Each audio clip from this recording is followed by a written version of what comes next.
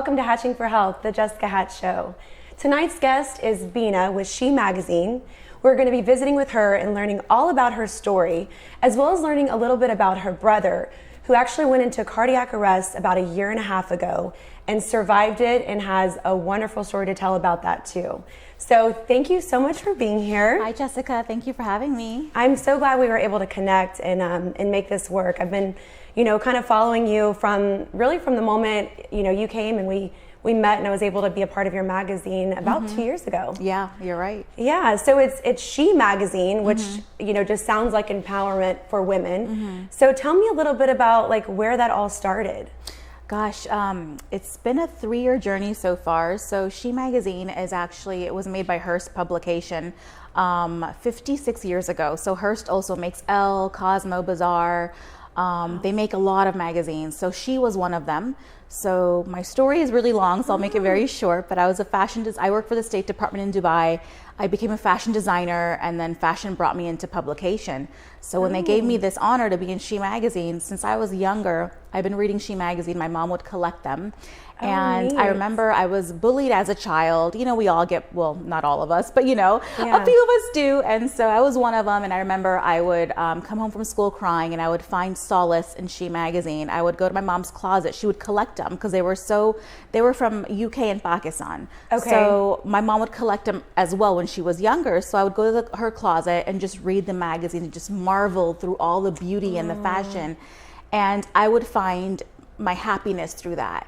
And then I wish I could tell little Beena, one day you're going to own this publication. And fast forward 20 plus years later, I own She Magazine. So that is amazing. I know I'm leaving a lot of stuff out, but but just so we do understand from the viewer's perspective. So it's a magazine that's been around. You said 56 years. 56 now. years. Right.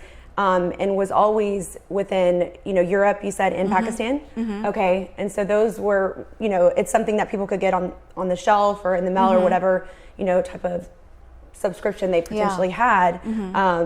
And whereas here, is unfamiliar until basically you brought it alive here. So how did that come about though? So when I was doing my fashion, world and all that stuff, I was in the fashion world. I did fashion shows. I was invited to Dubai Fashion Week, New York Fashion Week. So I didn't do those yet, but I was bringing the fashion to Houston, moving back from Dubai. And She Magazine from Pakistan approached me and said, hey, we've been seeing your growth. Can we interview you? And for me and my mom, it was a dream come true because this was our magazine since we were both kids, literally. Even when she was younger, she used to read them. So it was a huge honor and a huge dream come true. So when I saw my picture in the She Magazine that I used to look through, it was phenomenal. And then a year later, they came to me and said, we've been watching your growth. What if you take on She USA? And I was like, you're joking. And it was 2018. And that's the whole story just came about like that. So it's like the world was building me up to own this publication. So I thought that being a designer was my destination. And I wasn't happy because I accomplished everything that I wanted to. I did the runways, I traveled the world, I did shows. And I was running out. I was running out of fuel, and I was like, okay, this is great and all, but I think I'm over it. I'm over the fashion shows. I'm over all that stuff. I made a prayer, and then I literally got a call the same day from She Magazine saying, hey, what are you up to? And I'm like, not much. And they're like, well, take over the magazine in the USA. We want someone to hold our ground there. That is incredible. It was a dream come true. And so there's She Canada, She USA now because of me, and She Pakistan still running. So She UK shut it down. Okay. So now we all have the publications up and alive here. Hearst also makes Oprah magazine. So it's a huge honor, to be part of the Hearst family. Oh my goodness. So that's actually kind of the umbrella over, okay. Very neat. So, that must be, because you go around, you look for, really stories and inspirations to bring into the magazine. You've had celebrities on magazines, you have celebrities coming up that are going to be on covers. What is that like? Kind of coming from being in the fashion world where, they're obviously all there watching these shows and learning what's, new and hot, but to actually go, hey, I want to put you on this cover. I want to tell, what's going on with you. And, how do you go about those type of meetings? That's huge. It is huge. And a good thing, my background's public speaking and such. So I love stuff like that. And I used to write a lot. back in the day as well. So I think everything just manifested the right way. Yeah. So the fashion part's awesome because with my fashion background, I was able to implement the high fashion into the magazine. So She UK and Pakistan is very high end. I mean, glossy. Each page is thick, it's a really beautiful glossy publication. So it wasn't like any old magazine. So I had to keep the reputation high. So I wanted big celebrities for the first 2 issues. Now, no one knows She USA in the US. So I had to start off, I kind of, in my opinion, I got a pretty good, deal with the first issue. I got the Bravo TV stars of Shahs of Sunset. So for me, that was big because, I had no PR, no manager, nothing. I went to myself and I went head on and said, okay, here's my publication. What do you guys think? And right away, they're like, it sounds amazing. Let's do it. They did their research on She Magazine, saw it was a reputable publication, and they said, yeah, let's do it. Had a great first interview with them. Second one was Project Runway. So I think She speaks for itself. I don't got to say much. If you just Google She Magazine, everything comes up. It shows that Hearst was a part of it. So it kind of sells itself, No, absolutely. I mean, I proudly was able to be within an article and actually talking about Hatching for Health at the time and, and just kind of sharing the story about how this came about. So it was, amazing. I mean, I have those particular pages, cut out and put on our wall. Of that. Yeah, the cover, I was actually you should be proud. It's a big deal. Some of my team on the way here, I was like, so this is her magazine. And then, this is the article I got to be in. So what's for the future of She Magazine? I know that, you go back and forth, around the country, but LA tends to be a prominent place for you with looking for certain people for covers. So do you have some, I guess, kind of future things coming up as far as the next publication? We do. So we're going to do SheCon. It's going to be kind of like BeautyCon, but in the whole woman empowerment realm. So we want to kind of mimic that. I don't know if I want to do it in Houston or LA. I think LA would be best, because the celebrities are right there and there, Houston's great. Houston's coming up. So I love this. This is my home. Yeah. So we want to do something that is just an empowerment convention with women with big ideas, have a panel, bring 1 or 2 celebrities on board and see how that turns out. Because of COVID, everything kind of took a big halt. As well as me, plus, my personal situation, which I'll discuss with you, that kind of put me back a bit. Yeah, so, your perspectives changed quite a bit. A lot. Yeah, and it was, it became not about you, for a little bit there, for a long while, of course. Exactly. And so let's actually talk about that. I mean, again, having you here was twofold. It was like, I mean, she's, inspiration, just who she is with her magazine and as a person, and kind of how you graduated to where you're at. But then also the inspiring story of your brother. So to my knowledge, him going into cardiac arrest, they say that there's like 360,000 people a year that go into the hospital and 90% of them don't come out. Your brother's part of the 10% that did, which is huge. So tell us, bring us back to that moment in his sleep and what exactly happened. So it was September 2019. My brother really loves Tito Ortiz. He's a huge MMA fighter. I knew about him only because watching him grow up, watching, him be obsessed with, MMA fighting. So I said, okay, I'll do this for you. So we got Tito Ortiz booked for the next front cover, and the famous Audrey Hepburn's granddaughter, Emma Hepburn, for the next cover. So my brother was like, I'll go with you, Beena. I'll go to LA. He's not the type to travel with his sister, or he's very like, okay, stay away from me. Don't get too close. He's that type. And so he's like, I'll go with you. Oh my God, I want to meet him. I'm so impressed with you. Oh my God, that's awesome. You got Tito. And a month later, his heart stopped in his sleep. So my parents found him lifeless in his bed upstairs. And he just got a brand new job, bought a brand new car 3 days ago, was number 1 in his position. He's in finance, and he didn't wake up from his sleep. My mom ran upstairs. His door was locked. Guys lock their doors. He did since he was a kid. They busted the door open, him and my dad, or her and my dad, and found him there in his bed. And he was limp. His face was white. His lips were white. And I got the call, the scariest call of my life. My mom just yelling, just on the phone. It gives me anxiety thinking about that call. And then I rushed to the ER with my husband, and he's intubated. He's unresponsive on the bed, and they said it looks grim. His vitals were all up and down. everything. They did a toxicology test. Everything came out negative, obviously. He's not, doing anything like that. That was the first question, obviously. Yeah. Everything was clean, and then that's it. And then we were in the ICU for 5 months, and his liver, lungs, kidney, heart failing. He was actually not breathing for almost an hour. I think he's 45 minutes. 45 minutes without oxygen to the brain. So he suffered from an anoxic brain injury, which means global brain damage. So they told us, doctors, and a lot of my dad's friends were our doctors, in those hospitals. And so a lot of them were like, look, they call him Captain Yosef. He was a captain in the Pakistan Army. They said, look, Captain, I'm sorry, it doesn't look good. It looks grim. He's not going to survive.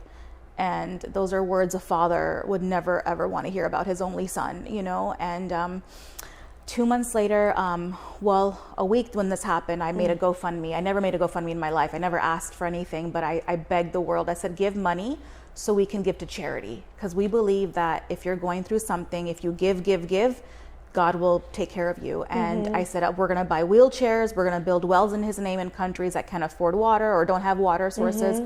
And we did that. And in 22 hours, I raised, my goal was $5,000 in one day. I raised almost $9,000 in 22 hours. I stopped it, because we could have gotten more. Yeah. My mom's like, stop it right now, give the money out. We gave about $12,000 out total, including my own, and just bought wheelchairs, bought, wells in my brother's name.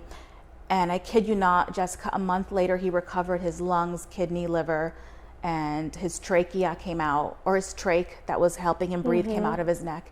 And he was able to breathe on his own. So his vitals were all perfect. Everything was kind of getting balanced internally. Yeah. He was on dialysis. His kidneys were failing. I was ready to give him my kidney, and recovered just as good as mine, if not better. And we brought him home a few months later, which was the hardest thing in the world. Can't move, can't talk, can't do anything. So my parents and my husband, we went head on with no medical experience, never even been to the ER, let alone we were living there for 5 months, watching his vitals go up and down, praying to God. And I remember, Jessica, I was watching his vitals and I got an email on my phone, and it said, HEB was one of my biggest goals to get my magazine into. HEB is huge in Texas, not just Houston, but all over Texas. HEB emailed me and said, hey, we got your email. Let's talk about having your magazines distributed in all of our locations. My dream was in my hand, and the doctor was on my right saying, your brother might not survive this. So I'm just like, God, like my dream is here and my life is here. You know what I mean? Like, could you imagine what my heart went through? And I just wanted to just fall into a hole and never come out. And I'm like, how is this even possible? Absolutely. So my paradigm shifted like a million times a day. What should have given you like so much, pleasure happiness. and I never happiness. Replied till this day. Didn't actually. We have to take a break. We're going to come right back to exactly where we're at, so we can continue the story and understand every, single element of it. So we'll be right back after this break. And during the break, we're going to see some footage of her brother and the struggle that he's been going through to get to where he is already today.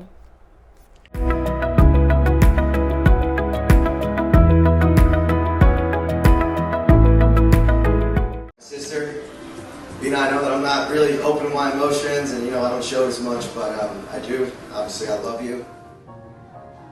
There we go. Nice job.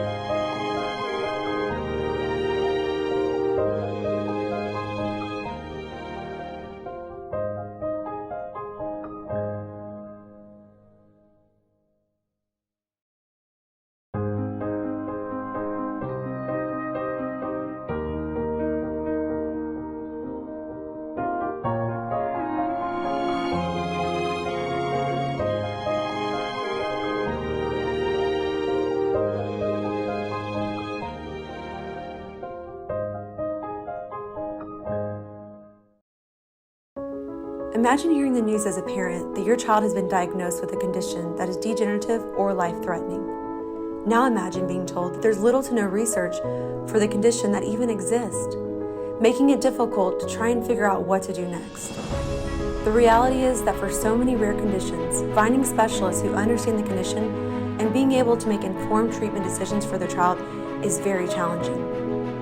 Each episode, I will help with my network of physicians and medical resources across the U.S. to attempt to connect the dots by bringing widespread recognition of rare conditions and connecting families to the best treatment, clinical experts, resources, and support. I'm going to highlight these hard-to-diagnose diseases and offer in-depth awareness for families of children in the rare disease community.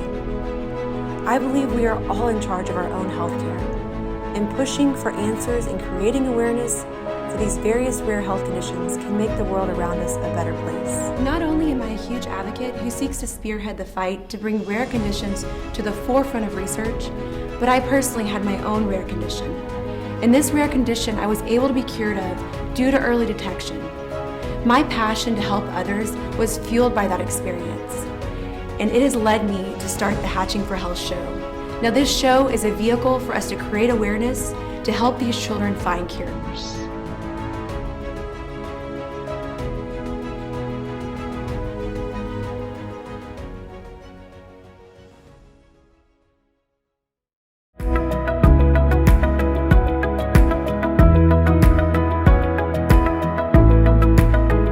Welcome back to the Hatching for Health show. If you just joined us, we have Beena here from She Magazine, and we are learning about her story as well as the inspiring story of her brother and his miraculous, consistent comeback from being under cardiac arrest. So before the break, I mean, you're just telling us how there's a blessing going on as he is, his organs are recovering in a way that, was a miracle, but he's still unconscious. I mean, in a point, not unconscious, I guess he's not communicating, there's no movement, he's there almost lifeless, but yet he's alive and he's breathing. Right. And at the same time, you're telling us about this email you're getting from, an account to have your magazine all over Texas and the HEBs, and you literally don't even have the response that you would, typically have in that moment. It's just, you're almost at a, like a feeling of numbness. Exactly. Yeah. So bring us back to that moment for you, and kind of, what you and your family are thinking. I mean, everything stops. Everything stopped. Our lives stopped. Everything, our happiness. We just relied on faith, Jessica. We said, God, if you brought this to us, bring us through it. And we just had faith. That's all we had. And then he got better and better and better. We got him into TIER. TIER is the biggest research center, if not in the world, like the third largest in the world, the best. Mm-hmm. People from all over the world come to TIER, Memorial Hermann, to do recovery, rehab for the brain. He got in. A lot of people do not get in. He got in right away. The therapists loved him. They worked with him. They helped him. And they said, at first when we got in, they said he's probably vegetative or minimal conscious. After 3 weeks of testing, he emerged. Emerged means you're at the level that me and you are at as far as comprehension. Wow. So they told us that was a huge moment for us because we thought he's not comprehending, he doesn't understand us, but he did. He passed all of his tests, but still not able to move, still not able to speak. However, he can communicate with us with the head laser. Mm-hmm. So we put like a red laser on a headband, and he can communicate by pointing to letters on the board. So today he's home now, healthy as can be, thank God. Internally healthy, everything is perfect. It's just the parts that took a big hit in his brain were the motor skills and the speaking skills. So his comprehension level's there. He remembers. Usually people have amnesia or they forget parts of their life. He has everything intact. We asked him questions from his childhood to his adulthood. He remembered where the cardiac happened. He remembered the car. The first thing he asked was, "Where's my car?" And so unfortunately we had to give his car away because it was a brand new car. It was sitting there while he was in the ER fighting his life. So my husband and my father returned the car, thank God. The first thing he asked was, "Where's my car?" He asked about us, where's this? Where's my phone? Every guy wants his cell phones with him. He had 2 cell phones. Where are my phones? What's my job saying? So we're like, oh my God, he's completely comprehending everything. Yeah, not knowing all this time has passed. Yes. But it's like, he's like almost like like it was yesterday. He's like waking up from it all. Exactly. You told me that there were moments where the doctor said, if he does wake up, like he's not going to know who you are. He's not going to know who mom and dad are. What kind of life? No one wants to live that kind of life. I mean, they're telling you that, and he's now knows who everybody is. He's like, like you said, he's spelling sentences, telling you how proud he is of you. And I mean, it's like you said, it's as though he's not able to actually verbally speak it out of his mouth, but He thinks it and says it through, the laser communication at the moment. The rehab, I know it's very intense. How many days a week is he? We go 3 days a week to Tier, which is about a few hours. Then we have therapists coming to the home as well. So Jessica, like our life, I mean, I've been busy before. I've never been this busy in my life. Like literally I pour 98% into him. The 2% for me is me eating, remembering to eat, drinking, and showering. Yeah. Like the word caregiver, I keep in mind I came from the glitz and glam, runway, fashion show, traveling the world, publication, celebs, to caretaking for him. And I don't call it caretaking in the, I'm caring for my brother 24/7. And I'm going to tell you something. My mom and my dad, we're exhausted. Even our hair hurts. But when I go to bed, I have never felt so fulfilled in my life. I feel like I'm giving everything to this human being. I know in my heart, whatever I want, whatever I desire, I will get one day. Yeah. Because of what I'm doing for him. So I have no regret. I have no remorse. My brother tells me that he's like, Beena, I'm blessed. And I was like, no, I'm blessed. I'm blessed. I'm your sister. God gave me, I know it sounds like a burden to the world, but for me, it's a blessing because God chose me to take care of him as a sister. I think it's the most beautiful thing. It's painful. It hurts. It's emotional. It's not fair, but I feel that it's my blessing from God, so the more I keep feeling that, the better he gets. He moved his hand yesterday, Jessica. So he's starting. Yeah. And he says to me every day, I'm getting better. Please don't leave me. I'm getting better. I told him about your show and I said, I'm going to be on it. Do you mind if I talk about you? And he said, no, I don't mind. I said, what message do you want to give to Jessica's viewers? He said, if you believe in your faith, everything will fall into place. Oh my God, that's and then beautiful. He spelled family as everything. Wow. And I said, okay, thank you so much. I said, I'll tell Jessica. Beautiful. And he said, I'm happy for you that you're going out now, because I don't go out at all anymore. Yeah. I'm with him 24/7, literally. So he approved of everything I'm doing today. I get his approval.